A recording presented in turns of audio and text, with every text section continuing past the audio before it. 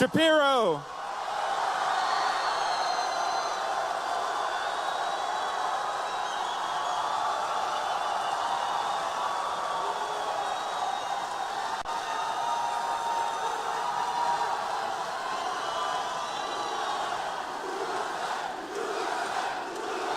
All right. All right. And founder and host of the Young Turks, Cenk Uygur.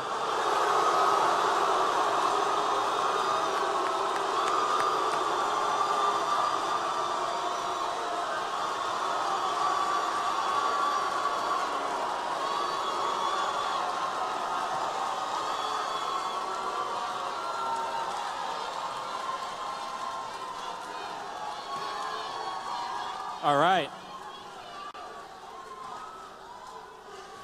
If you guys can be a little more excited, that'd be great.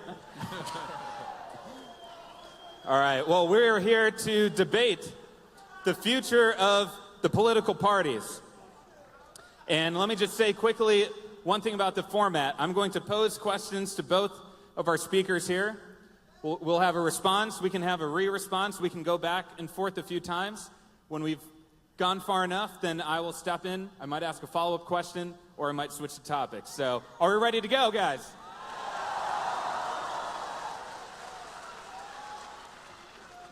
All right, well, let's start with one of the topics in the news today, and that's healthcare. And I'm going to start with Ben. Are you proud or disappointed in establishment GOP figures like John McCain, Lisa Murkowski, and Susan Collins for their vote on healthcare? So, I'm wildly disappointed with the entire party. The fact is that we were promised a full repeal of Obamacare. They did not even attempt to pursue a full repeal of Obamacare.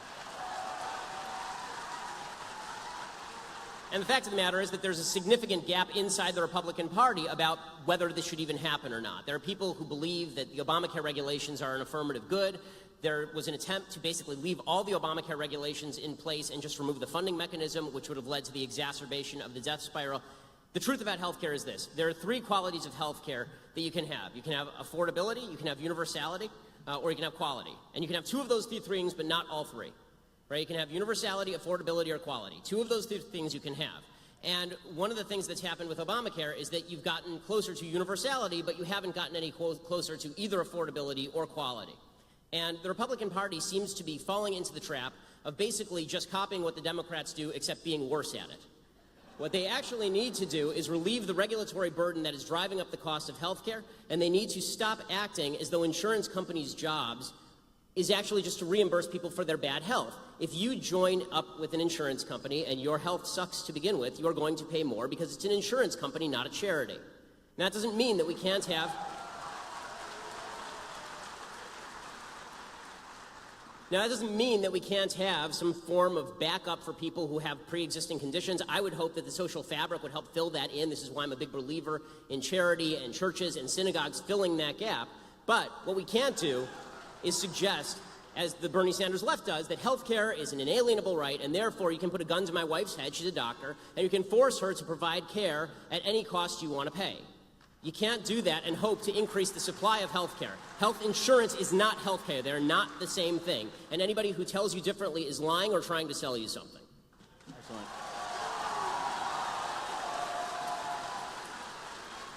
Cenk, your take on the health care vote. Great.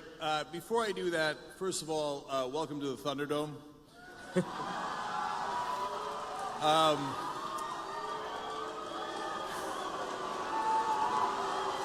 right. Let's hear him speak. Yes. All Guys, right. wait till he does something. I mean, In all seriousness, the reason that I kid around about that is that I really want to make sure that Ben's opinions are heard and my opinions are heard, and that there's an exchange of ideas.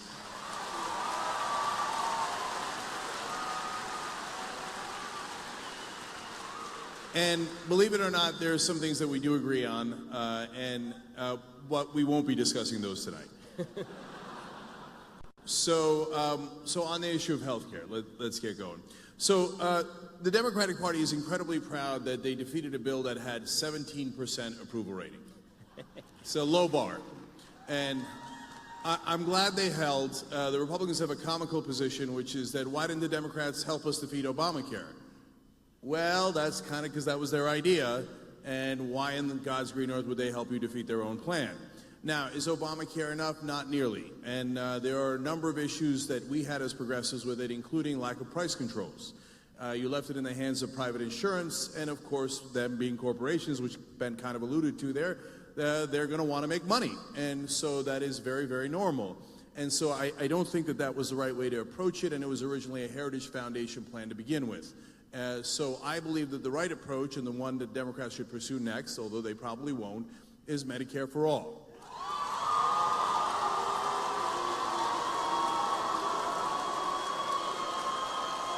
So real quick, let me explain why. Medicare polls at 77% and actually accomplishes the three things that Ben talked about. It's universal coverage, it is affordable, and actually gives you good insurance. That's why it polls at 77%.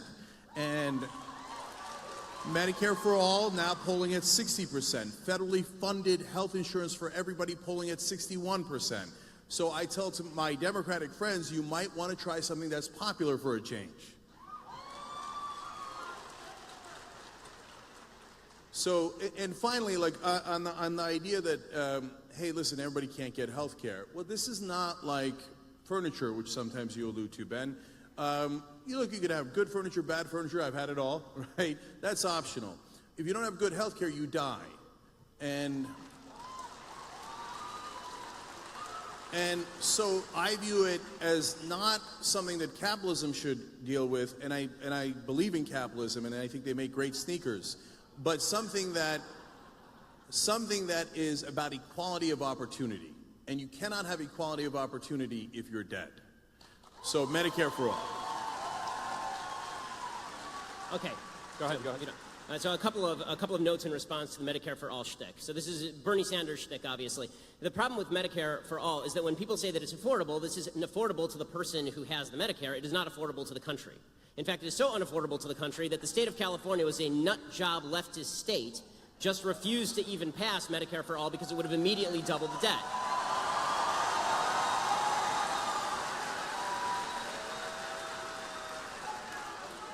As far as the idea that medical care is a right, but it's not actually a good or a service, this is a way to make things less plentiful. If you declare things rights, but you don't actually incentivize the creation of those things, you don't get more of them. So the South African Constitution has right in there that healthcare is a right, that housing is a right.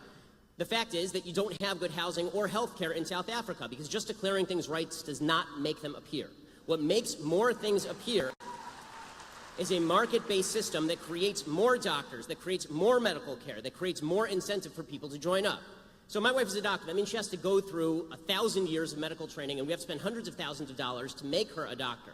The idea that you're going to have the government come in and then dictate the sort of care that she should provide to each particular patient, and then dictate how much she should be paid for that care, is going to lead to a decrease in the number of people who are going into the medical industry, which decreases the level of care overall. This is why I say that it is better to treat things as goods than as rights, because declaring something a right just means that you have the right to steal it from me. But declaring something a good means that you get a market process that leads to lower prices and better care over time. And the big problem we've had before Obamacare is that it was already treated quasi as a right.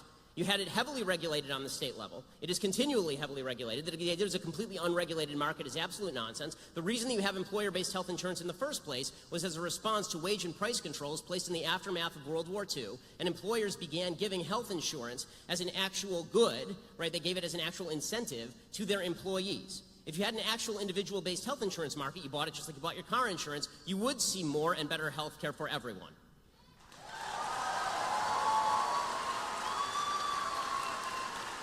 Yep.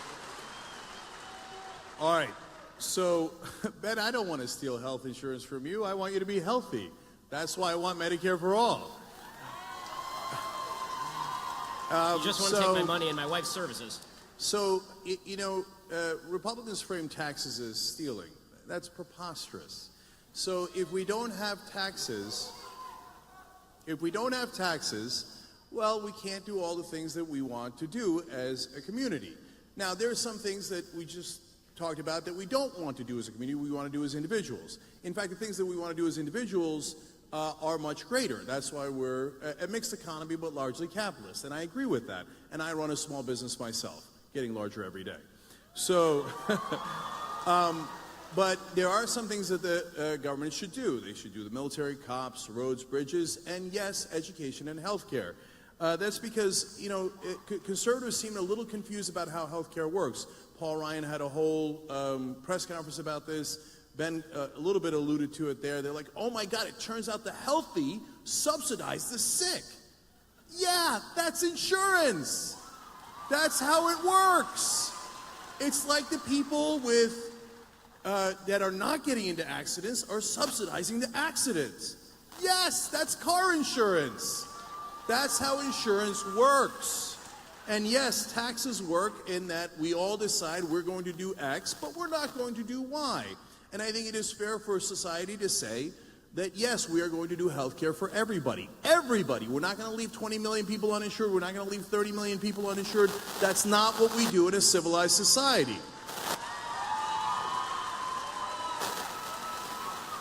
And from time to time, the attack against Medicare, they say, oh, it's an entitlement. Yeah, we paid for it through payroll taxes our whole lives. You're goddamn right we're entitled to it. Because we paid for it. We paid for it.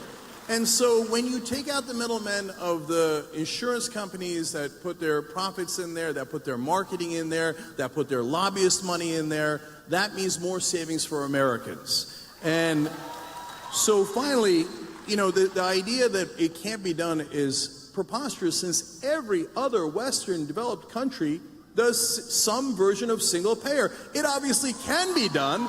And it is done at lower rates and better coverage. So let me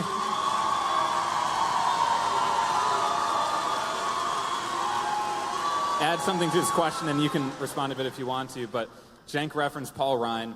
When the Republicans took control of Congress, Paul Ryan, the Speaker of the House, famously said, we need to switch from being an opposition party to being a proposition party. So what's your evaluation, Ben, of their efforts in that direction to unite the party and move legislation forward? I mean, we all have eyes. They suck at it. I mean, and Paul Ryan is not exactly my go-to guy when it comes to political acumen and genius. So I'd more want to respond to some of the contentions that Cenk was making about Medicare for all and single-payer health care. A couple of things. One, when you say we pay for it, that's not technically true. The idea that everybody who's paying into Medicaid paid for it and now they get out what they paid in is obviously not true. It is a redistributive program. And to pretend otherwise is just silly. The people who are paying the payroll taxes are not the people who are taking out through Medicaid. Obviously. Can I just address that super quick? So if we're talking about Medicare, right? Not Medicaid. Right. So in Medicare, so you're both correct and incorrect. So it's not like I put in $20 and I get $20 back. That part is true. Right. But we all pay into Medicare together, and then we all get it when we are sick. Can I ask you a insurance. question? I have two questions, really serious questions. One, what is your ideal tax rate?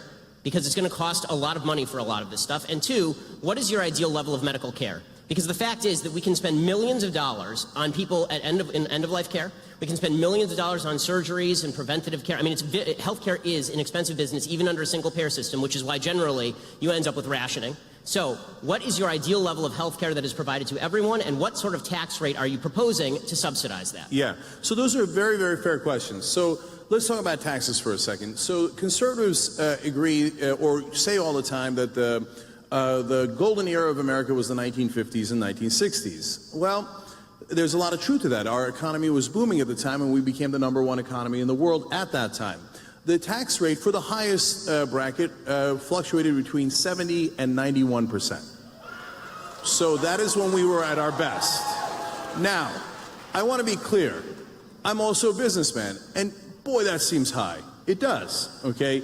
And one of the reasons my family were Republicans when I was growing up was because before Reagan came in, the highest marginal tax rate was 70%. So now we are nowhere near that. We have reduced taxes to bare bones, and we have shifted the taxes onto the middle class and away from the rich and corporations. So there is a much better balance to be had. And if you said to me, well, you're going to have $800 in taxes that are new, I say, wow, that hurts. But you're going to save $1,000 in premiums, deal. That is a deal I will take every time because I can do math. Okay. So that is the beginning of your answer to taxes, and then you said how much care.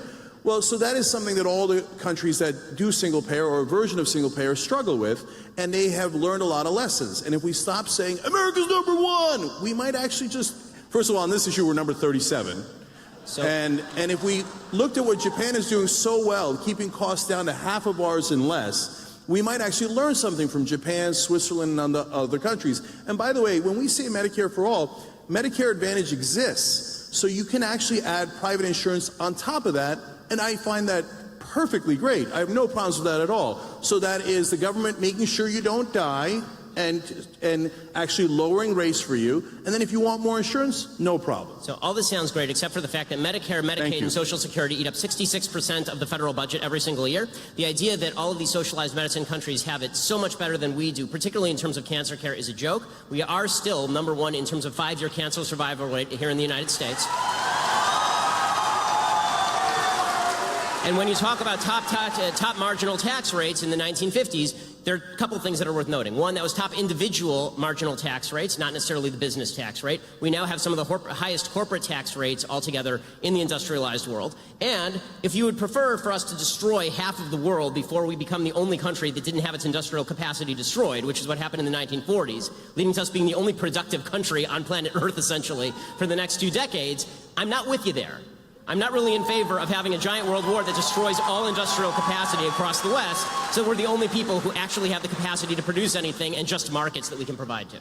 Right. So, first of all, it is fair to say that, of course, the 1950s and 60s were different. We'd just come out of the war. So, but you have to consider all the different factors. So one was that factor, and the other factor that was the one I mentioned. So when Republicans and conservatives say, well, high taxes by definition will lead to slower growth, well, we know because of our experience in the 1950s and 60s that isn't true. Now, you can say there are other factors, but you can't say that the highest marginal tax rate being 70 or even 90% slows down growth, because it didn't. And it wasn't in Japan and Switzerland, it was right here. And by the way, as a guy who grew up Republican, I was surprised by that too. I was surprised that Finland's system of non-competition in schools worked, but it does. So we have to be open to facts and understand. So, and on the issue of where we're good and not good in healthcare, sure, there are different areas where we excel. But Ben, honestly, you're cherry picking there one particular area that we're good. Overall, we're number 37. That is not a good result. Well, you have to break down what that means. So if we're not dying from cancer, we're dying from the other things. It's empirical. We are not as healthy.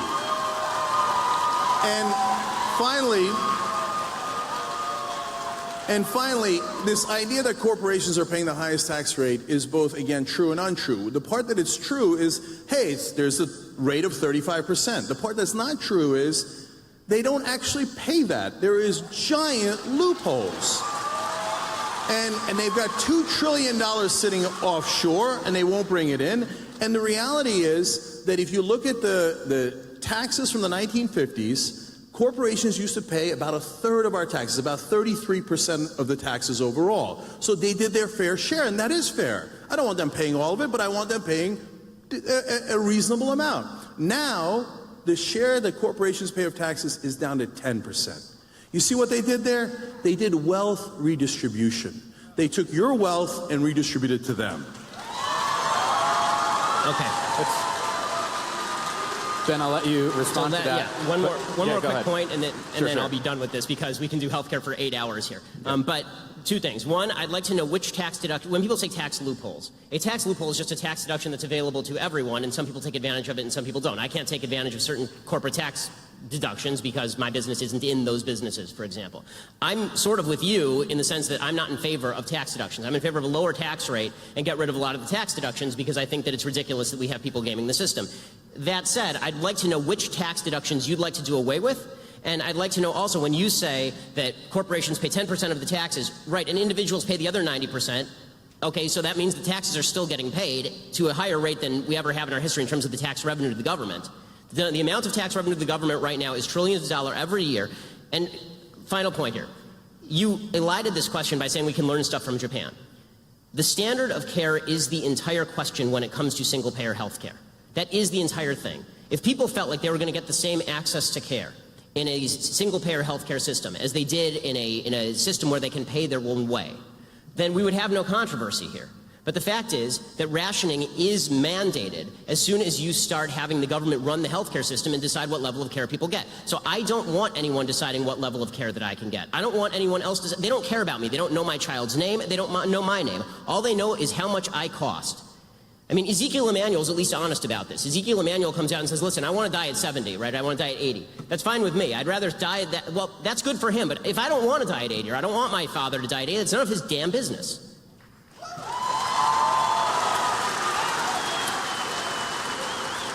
So when you say tax revenue is at its highest point, now you know that that's misleading because everything economically is at its highest point, meaning that we have a lot more people in the country than we did in the 1950s and 60s, so hence we are collecting more overall taxes. But the reality is, as a percentage, it is clearly down. The top bracket now is around 39%. It used to be at 91%. That's inarguable, right? But our economy is significantly larger than it was then, and part of that is because of reductions in taxes over previous decades. Well, we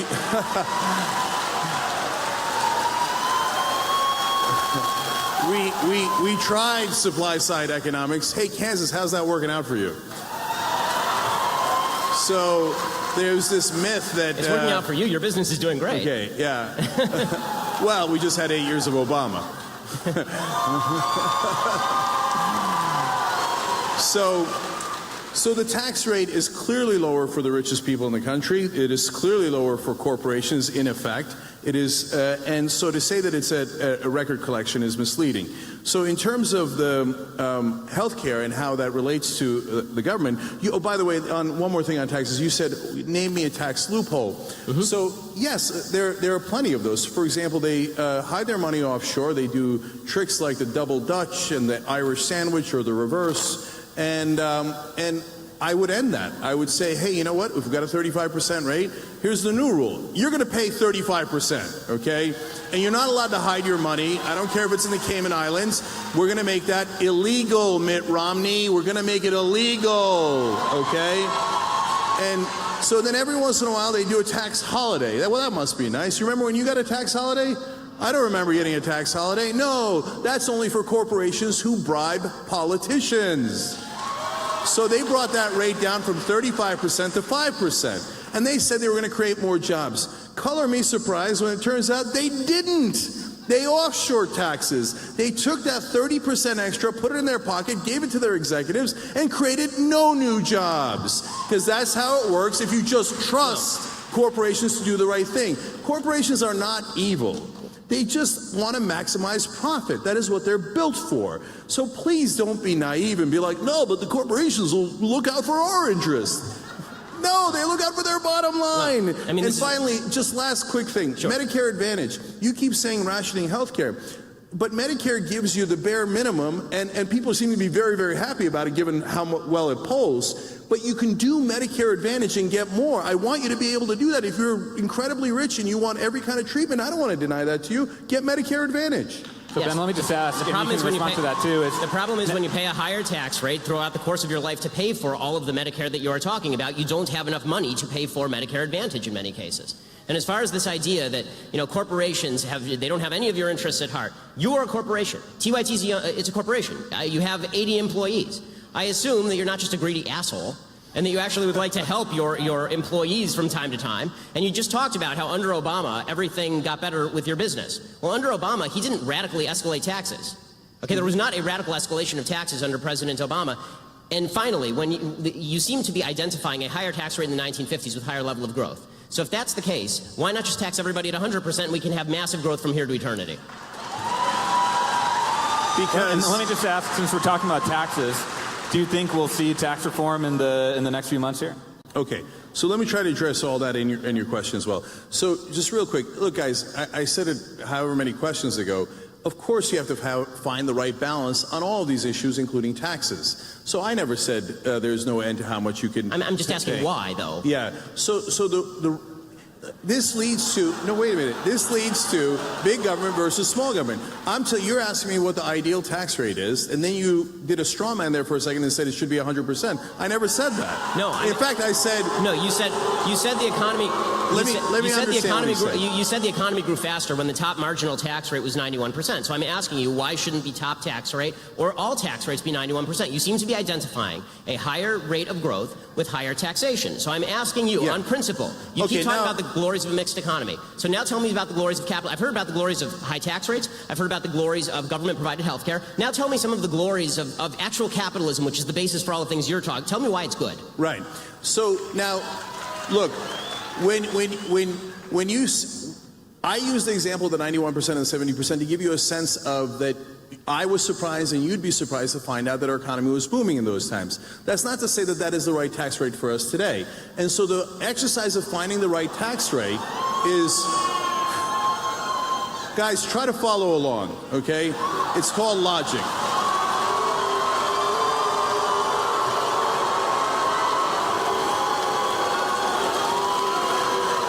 So it would be preposterous to set the tax rate at 0. It would be preposterous to set it at 100%. So what we have to do as a society is figure out where we can maximize the most amount of good for the country. Should it be closer to 0 or closer to 100? Government, but not too much away from us. So, for example, the reason why when taxes are higher, it winds up being better for the economy is because it recirculates the money. So if you give it to the rich, this is hilarious. If you're uneducated, please at least don't make it obvious. This is the most interesting conversation on taxes I've heard. If you don't know the concept of recirculation of money, then go look it up. And so the way that it works is that when the middle class has more money, disposable income, they spend it. Why? Because they're not living in the lap of luxury. They're not saving it for their yacht. So they need to buy food for their family. They need education for their family. So they spend it, and it goes back into the economy. If you just give it in supply-side economics to the rich and hope that it trickles down on us eventually decades later, what they wind up doing with it is something that is logical. They save it. But that means it does not recirculate in the economy. And that is why when you have lower taxes, ironically, the economy does worse. But of course it's a balancing act. Okay, so now you're making a strong case for Keynesian economics, which is totally fine, obviously. The problem with Keynesian economics is that it doesn't even work in theory because, again, once you go to the logical extreme, which is remove all of the money from the rich people who are saving all their money and give it to all the poor people to buy hamburgers, that doesn't help the economy or spur the economy. What spurs the economy is a higher level... What spurs the economy is the creation of new products and services, and that is only going to be done by people who have expendable capital to actually invest in the new products and services that we all enjoy. This is what creates economic growth. It's also worth noting that this myth that spending is inherently better for an economy than saving, that's only true if you're talking about somebody who's actually taking the cash and just shoving it into their mattress. Banks are in the business of lending. When they take the money in, they don't just stick it in Al Gore's fake lockbox. They actually lend the money back out to people to actually create new businesses and new products. You had an investor, right? When you started TYT, you were given $4 million by Buddy Roemer to start TYT. That's great. That's the way business should work, right? But that money it didn't come from a bunch of poor people buying hamburgers. It came from a very, very wealthy guy who gave you money to create a business a lot of people want to patronize. If you want better products and better services, you need more investment in the products and services. The basic name, trickle-down economics.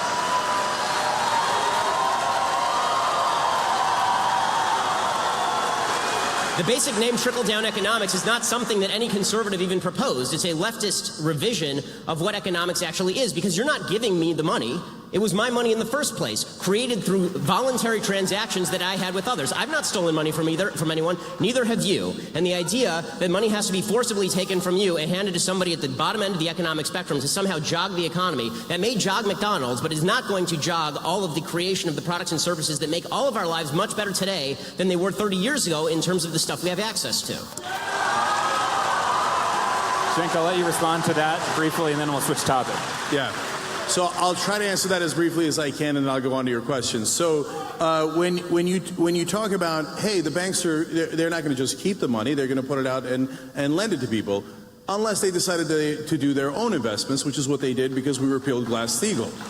So it's not as simple as, oh, I have money, so then I will now utilize it or I'll lend it out. So that is way oversimplistic. Speaking of oversimplistic, to say that, oh, well, they'll go buy hamburgers with it, come on. You were the one who said so food. The middle class is struggling right now, and we've turned this into a Walmart economy where people are getting $7.25, and that if you're getting around $10, I think that's about $15,000 a year. So that is serious pain and difficulties. So if you give those people money, it's not like, I just want to go get a hamburger. No, they desperately need that money, and they will spend it all back into the economy. So that's an economic fact. And so, and Ben, for the 88th time, we have to find a balance where you have provided an incentive for people to save and invest, and you have provided an incentive for people to be able to put money back into the economy and to be able to live. And taxes is not stealing from you. So you're right, I run a business. So in order for my employees to get to my company, you know what they have to do? They have to drive on roads. Okay, so it's not stealing from me to build that road. That helps my business. They had to go to school. The fact that they went to public schools allows them to work for me. All these things are things that I benefit from. I didn't build that company by myself. Every single person that works there helped me to build that company. And that's what it means to work together. So to answer Steve's question finally, look, what is this Congress going to do on tax reform? And Ben and I disagree on this too, because we just talked about it a second ago. And this is just political prognostication, but I think that the Republicans will definitely pass tax reform. And the reason I say that is because the Republican Party at this point is completely dependent on their donors. And by the way, don't get me wrong, the Democratic Party is also largely dependent on their donors. I think the Republicans are a tiny bit more corrupt. But so I think that their donors are going to demand those tax cuts. And if I am right, and we'll all see this, because it's something that's going to happen later, not something that has happened, they will do everything. They will move mountains to make sure that those rich donors and corporations will get their tax cuts. Okay. So this is an interesting case where I say to Cenk's prognostication from his mouth to God's ears, and he says about mine from my mouth to God's ears, because I don't think they're going to pass anything, because I think that there's a high level of incompetence inside the Republican caucus, and it's pretty fractious. But I do want to go back to a couple of points, because you actually hit on some major thematic points. You talked about roads and the fact that we need roads in order to get to work. This is a point Elizabeth Warren made, and obviously a point that President Obama made at the time. I don't think anyone argues that we don't need roads to get to work. The problem is that when you're talking about roads as a percentage of the budget, we are talking about a tiny, tiny, tiny percentage of the federal budget and of the state budget and even of the local budget. So the idea that you're justifying massive tax rates on corporations in order to pay for roads is just intellectually dishonest. It's a tiny the stuff that we agree on, that government should spend on, is a tiny percentage of spending, right? It's all the other stuff that we disagree on. As far as the idea that I'm somehow being, dismissive toward people who are buying hamburgers, I'm not. I'm saying the people who are poor need to buy hamburgers to feed their children. They don't have the money to invest in building an iPhone, because when you're just trying to get by and you are living in a Walmart subsistence economy, you're using that money to buy the products and services you need to get by. That does not create new products and services that become cheaper over time through competition. You need somebody to make those investments. You said this about Glass-Steagall, for example. You said the banks, they might make their own investments. In what? In what? They're not investing in themselves. I mean, they have to take that money and then they have to use it to invest in something else. Places like Apple, some that fail and some that succeed. This idea that banks are somehow evils is just not the case unless you are talking about them working in Congress. Here you and I agree, working in congruity with a Congress and with a legislature that is attempting to give them kickbacks. Both you and I agree on this. So, and finally, as far as the idea that Republicans pass tax cuts because they're beholden to their donors, okay, and Democrats pass tax increases because the unions give them hundreds of millions of dollars every year, and I don't see Democrats complain about this. So you got me there. The unions give money to the Democrats. So am I? Are you angry about that? I mean, does it upset you as much as bankers giving money to Republicans? No. The corporations give way more than the unions. So it depends which corporations. That's not really okay. true. Look it up. You can Google it. It's really easy. Do I object to taking out union money from politics? Hell no, I don't object. Take it all out. Take the union money out, take the corporate money out, take all the big money out. They're supposed to represent us and not the donors, no matter who the donors are. So in terms of the question that you asked, Glass-Steagall, well, aren't they investing in things? No. I have a literal answer for you. Oftentimes what they do is financial derivatives. In fact, that's the majority of what they do. And financial derivatives is simply gambling. That's what crashed the 2008 economy. And what is so damaging about the removal of Glass-Steagall is now they could do their financial derivative gambling with depositor money. Boy, isn't that nice. They take your money and they gamble with it. And if they lose, well, that's a sad day for you. But if they win, they keep the profits. You know what that is? That's privatizing the gains and socializing the losses. So it's not that the banks are evil. Of course they're not evil. It's just that they're driven to make more money. Of course, that is the whole point of maximizing profit. So if we say, hey, banks, you're allowed to go and buy politicians, although the Supreme Court would say, no, they're just talking to them. They just gave them billions of dollars. They're just having a conversation, right? Just because they gave them billions of dollars, do they want something in return? Of course they want something in return. And that's our money. So what they got was laws passed by politicians to remove Glass-Steagall, and yes, Clinton and Gingrich, yes, both parties are guilty on that, but now the Democrats want to put it back and the Republicans don't, and they took our depositor money and they gambled with it. And if you thought that if you gambled, you get to keep all the profits, and if you lost, it didn't affect you at all, you would probably gamble a lot of money too. And you would take a lot of risk until you crash the economy, and that's exactly what happened. Okay, so Ben, let me just add one piece of this question. You'll respond to it too.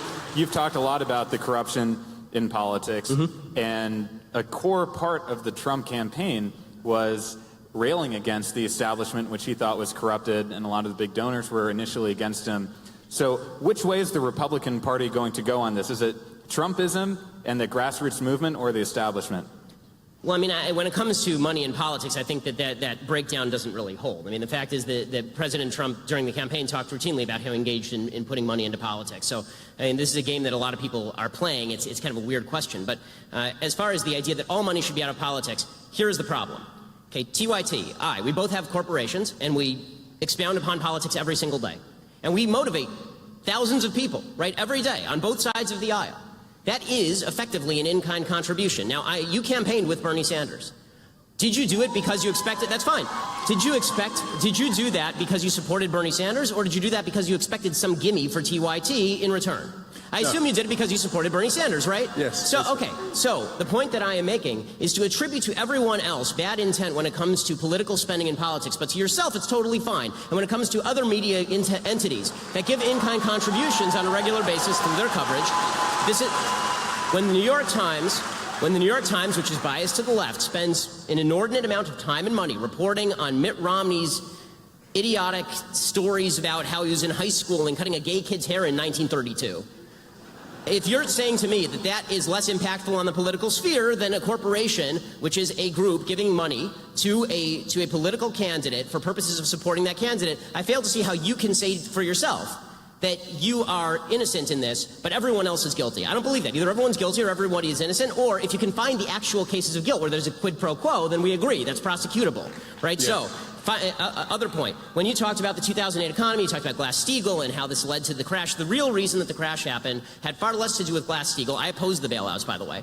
It had far less to do with Glass-Steagall than it had to do with the fact that the federal government was actively promulgating the notion that corporations should give subprime mortgages to people who are not qualified as people who could take out loans. This meant that, as you say, corporations are not inherently conservative, they're not inherently free market, they're inherently profit-driven. So if they felt that they could give a bunch of subprime mortgages and this would inflate the real estate prices, and if things went wrong, they just foreclose on the nearest house, and the market just keeps going up and up and up, and they can just, as you say, turn these into derivatives and sell them on the open market by pretending that these are all good loans because they have government backing, then of course you're going to get an inflated, overheated real estate market. But the question there is not the workings of the free market, it's the combination that you like in a mixed economy, that I hate. Okay, I hate mixed economies in the sense that I don't believe that capitalism and socialism should be mixed, that corporatism is the solution. Okay, what you're talking about is corporatism. You're talking about Glass-Steagall, which freed the getting rid of Glass-Steagall, it freed the corporations to invest in a free market manner, but also they gave a bailout to all of these corporations by essentially incentivizing them to give a bunch of bad loans, knowing that if things went bad, then all the losses would be socialized. The problem there is not the free market. The problem there is a government that is acting as a backstop for bad decisions in the free market by profit-driven corporations.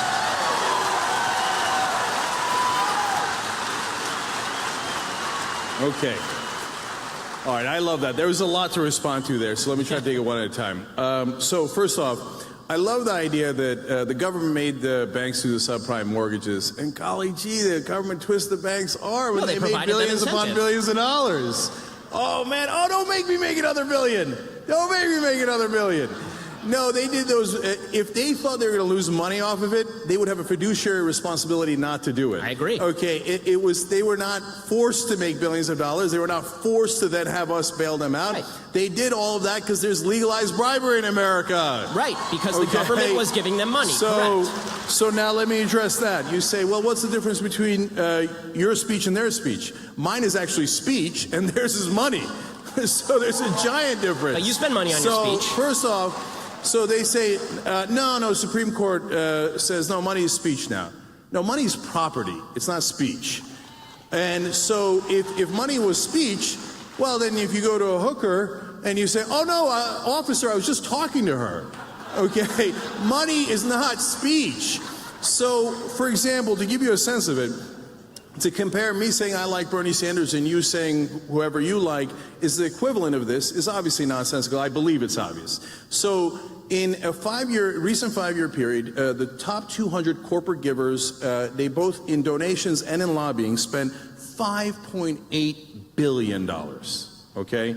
So that is not the same thing as me saying, hey, I like what Bernie's saying about college and Medicare. And when they did, why do you think they did? It was not because, hey, they genuinely like Bernie or Trump or Hillary. Because in return for that $5.8 billion, they got $4.4 trillion in government subsidies. So, which leads to, I actually think, the biggest point here, the difference between big government and small government. So a lot of times conservatives say, oh, you guys like big government. That's not true. So let me explain. If I ask you, hey, you got a plumbing job, what would you like, big pipes or small pipes? I don't know. What's the job we have? It depends. It's the same thing with the government. Okay, what size government would you like? I don't know. What's the job we have? So to say big government or small government doesn't make any sense. So, for example, do I want a big government that invades Iraq? Hell no, I don't. No way. And Ben, you were vociferously for the Iraq war, so in that sense, you loved big government. Couldn't get enough of it. And I could go on and on and on. Republicans say, no, we don't like big government, but we'd like to be inside your uterus.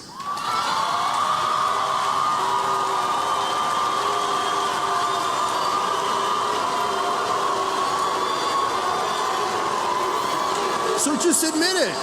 It's no problem. Just say it. Say I love big government. It's okay. So you're talking about when you like when you're rich and you want tax cuts. Oh no, I don't want big government. I want small government. But when it's convenient for you and you'd like oil subsidies and you'd like wars and you'd like to meddle in people's private lives, then you love big government. I need to respond to some of that. Yeah, definitely. Okay, so first of all, I'd like to point out that Cenk's big government, small government dichotomy was proposed by you, not by me. I talk about the proper scope of the government's involvement in particular areas the same way that you do, and we may disagree on all of that. My point is that overall, if you're talking about the level of government spending, it needs to go down, and you believe that it really needs to go up. Okay, so it's disingenuous. It depends. It's not on war, does it? No, but overall... Not on the war on drugs. Not on so many of those wasteful programs. It depends. But overall, you want the federal budget increased. Overall, I would like the federal budget decreased. To pretend that this is not true is to lie. Okay, and when you suggest that there is no difference between, we just have different visions of what the government should cover, these things cost different things. Okay, the war in Iraq was very expensive. You know what's more expensive? Social Security, Medicare, and Medicaid. All of these are vastly more expensive than the war in Iraq and Afghanistan. We paid into it. Now, as far as this, again, going back to this idea that, again, I don't like this big government dichotomy any more than you do, in the sense that you say, well, it's big government for the government to get inside people's wombs. And I say that it is the government's job to preserve life, liberty, and property, and one of those things is life.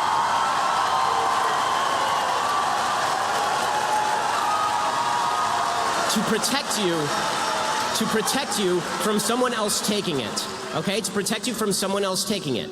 Now, when it comes to the idea that all money in politics is bad, again, I ask you, final question, final point on, we're going through 10 points at a time here, but final point here. When you say money in politics is bad, again, I ask you, Buddy Roemer gave you $4 million to start TYT. What did he expect in return? Should he not have given you money? Was the money not speech? It was just money, after all. It's just like a hooker, I assume. So are you the prostitute? How did this work?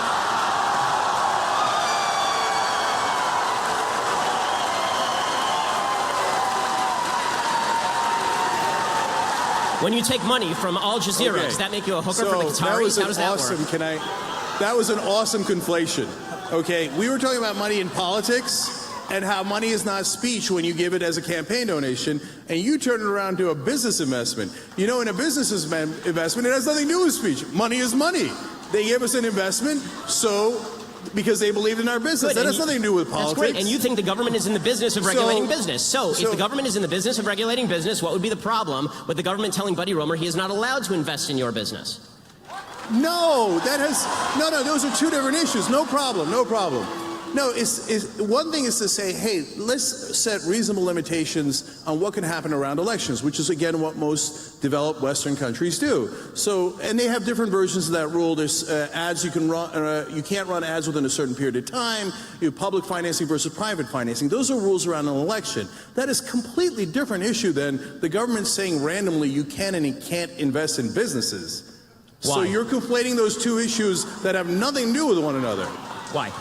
So let's just what does why mean? Because it's you believe in education, so why don't you believe in healthcare? Because it's a free country, and I get to spend my money wherever I damn well please. All right. So as we're coming to the close here,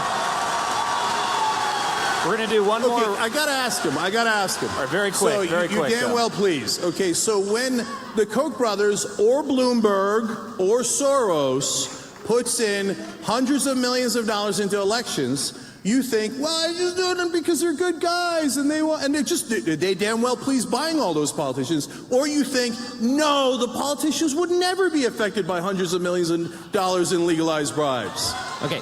And you can't just spend your money anywhere you want. Of course there are rules. You can't bribe people. Right. There's many things you can't do with your money. And one of those should be bribing politicians, but we made it legal. Cenk, so I'm curious what your opinion on that is. Do you think that they're just golly shucks, they just mean well? Cenk, you're a lawyer, so you know that bribery requires two parties to the bribe. If I give money to a politician, there must be something in return. If there is no quid pro quo, there is no bribery. You think there's nothing in return? Well, you think the politicians don't do those favors? I think very often there is something in return. But I want you to point me to the things that are in return, not just say that all spending on politics ought to be forbidden except for the Young Turks. No, that is of course not what we say. If you want to get money out of politics and then you said the Young Turks cannot donate money to politicians, I'd say, of course, that's the whole point of getting money out of politics. Wait, so so this idea that you, Come on. It's so disingenuous. Even if you're a Republican and you're a conservative, you think there isn't crony capitalism? You think that $4.4 trillion that went in subsidies isn't because they got campaign donations? You know it's because they got campaign donations. Cenk, okay, final question. This is going to be the last word on this. Final thing here on this, okay? Final question on this. So, Young Turks is super successful. We have 80 million uniques. It's wonderful. Do you think Bernie Sanders would care more if you gave him $10,000 or if you dedicated your entire network to kissing his ass for an election cycle?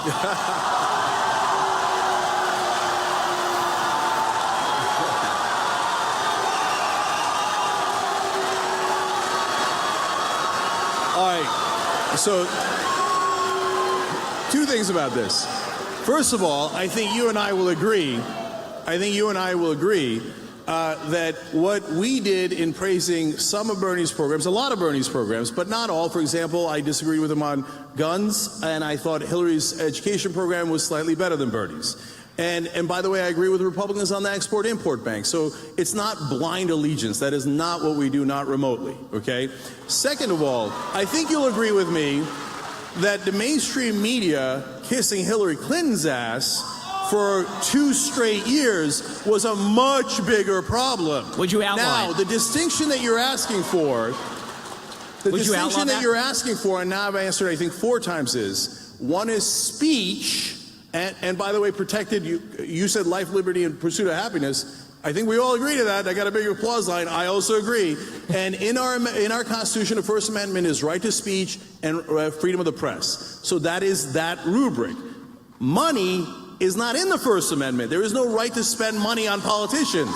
Money is money, speech is speech. All right, so let's do rapid fire now as we come to the close here. I think, by the way, there's wide agreement about the corruption in politics, maybe different ways of how to deal with it, but this has been a very good conversation. So I'll go first to Ben. As we look at 2020, what will be a winning message and who will be a winning candidate on the Republican side in 2020?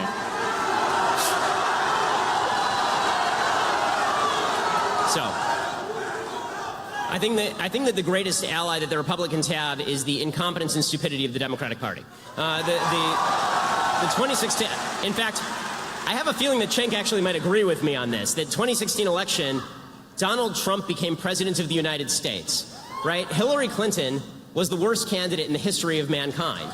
And that had, so, you know, the Republican message I never thought was a particularly losing message. I just think that what we have right now is such a polarized politics that it's going to be very difficult for anybody to pass anything in this climate. I also think that what we have almost a reactionary feel on both sides. Like, what I like about this debate is that we're actually talking about ideas, which is actually pretty rare in this sphere.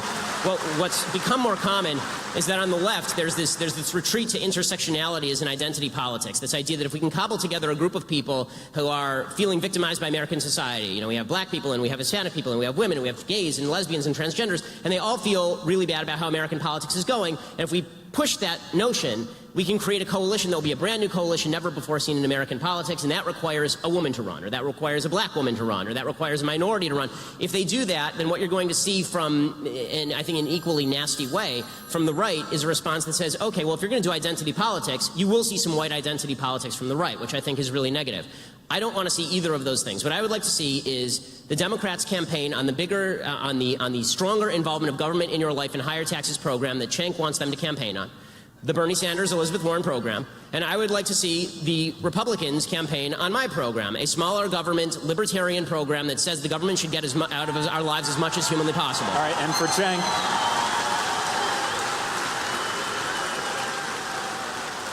Cenk, what will be a winning message and who will be a winning candidate for Democrats in 2020? Yep. So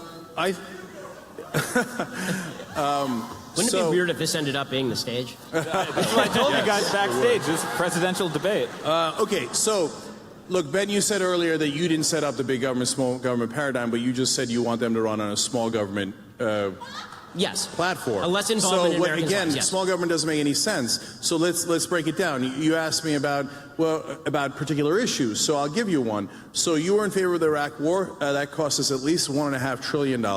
Then people turn around and say to Bernie Sanders, well, I mean, college for your kids are middle class. That's unaffordable. That's way too much money. You can't do that. That costs $75 billion a year. First of all, college for your kids, you know what that's called? That's called the American dream. And for one Iraq war, for the cost of one Iraq war, we could have gotten 20 years of free college for all those kids and the American dream. So it isn't about big government or small government. It's about what do we do with the money. So that $1.5 trillion could have gone to us, could have gone to the middle class, could have gone to a better economy. Because when you go to college, you come out, you start businesses, you engage in this market, and you make things better and you employ people. We could have used that for us. Instead, we wasted it in Iraq. And by the way, I believe, Ben, you want to get tough on Iran, you want to rip up the deal, etc. If you thought the Iraq war was a waste of blood and treasure, wait till you get a load of what happens in Iran. So we're not going to make that mistake again. We're not going to make that mistake again. So what would I want to look? This idea of the identity that Democrats don't have identity politics, and some of them do, but let's not forget that Republicans do the same and worse. Who was the one who came up with the Southern strategy? That was the Republican Party. And the Southern strategy was, let's go get racist white voters in the South. That's a fact. So, once again, it's this wonderful capitalist invention called Google. Google it. So, two Republican chairmen have said, yes, we did do that strategy, and we apologize. So that's a fact. They're the ones who invented identity politics.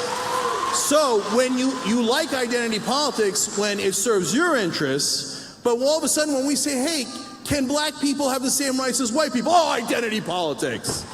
Can gay people have the same rights as straight people? Identity politics. It's called equality. Look into it. It's called America, okay? All right, well, I think we now know. USA, USA, USA. All right. Equality for all of us. Okay. All right. I want to respond to this is a Ben, point. just very quickly, and then we'll have to This wrap is it very up. quick, okay? Very quick. Okay, I want to respond to a point. This is a point that Cenk made last year in his debate with Dinesh repeatedly for about an hour. Was the Southern strategy with regard to the Republicans. Okay, I'd like to point out the idea that the entire South solidly moved into the Republican category because of the Civil Rights Act is historically false and has been debunked multiple times by people ranging from Sean Trent to Real Clear Politics to professors at the University of Pennsylvania. And there's a bunch of ways to debunk it, including the fact that the Congress did not switch Republican in the South until 1994. Okay, did it take 30 years for the racists to realize what was going on? 21 senators from the South were Democrats. How many of them became Republicans after the Civil Rights Act? The answer, 1. The other 20 stayed Democrats. In 1952, Eisenhower did not win a ton of the South. Eisenhower did win, however, 7 states in the South in 1956, after he sent federal troops down south. The reason that the Republican Party started to win in the South, it began in the 1950s, not after the 1964 Civil Rights Act, and it was largely due to the movement of industry down south. It was new fringe members of the Republican Party, younger members of the Republican Party, who switched over to the Republican Party in the South, not old Democrats, who remained old Democrats and are still old Democrats today. So I'm going to jump in here. Okay, I got it real quick. You're right. Very quick. By the way, final note, sorry, Jimmy Carter launched his 1980 campaign at the headquarters, that town in Alabama that was the headquarters for the KKK. So to pretend that it was only Republicans playing the bad and evil race strategy is just a lie. All right. Okay. Last word. So that was him responding to his own thing. Okay. So, real quick, because you're right, we had a whole hour-long, almost an hour-long debate on the Southern strategy. You guys always cherry-pick certain windows of time. In this very narrow window of time, these people changed that. I just went from 1952 to 1994. Hold on. If you're so right, why did 2 heads of the RNC come out and say, yes, we did the Southern strategy, and we apologize? Why did Pat Buchanan say to me on MSNBC, yes, we did the Southern strategy, yes, we got whites to vote for us in the South, and we had a good run, okay? It wasn't me saying it, was Republican leaders and Buchanan who did it at the Nixon campaign, admitting that that was exactly the strategy. And there were some members of the Republican Strategy Council who were doing evil things. That doesn't mean all the people who voted for the Republicans were voting for them because of those things. And to impute that motive to tens of millions of people down south is to ignore not only every public opinion poll done, but also to fail to recognize history. All right, I'm going to cut right in here. So, first of all, I think we figured out who this crowd wants to run for president in 2020. Ben Shapiro and Cenk Uygur. Second of all, this is exactly the type of debates we need to be having between the left and the right all across the country. And I want to thank Politicon I want to thank Politicon because this is exactly what we need in America. If we're not listening to each other, then our democracy won't succeed. And that's why I think this has been a very constructive debate.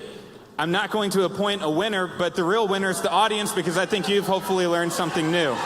So please join me in thanking our debater tonight, Ben Shapiro and Cenk Uygur. And give a round of applause for Politicon. Give a round of applause for you. My name's Stephen Olicaro with the Millennial Action Project. Thank you and have a good night. Thank you.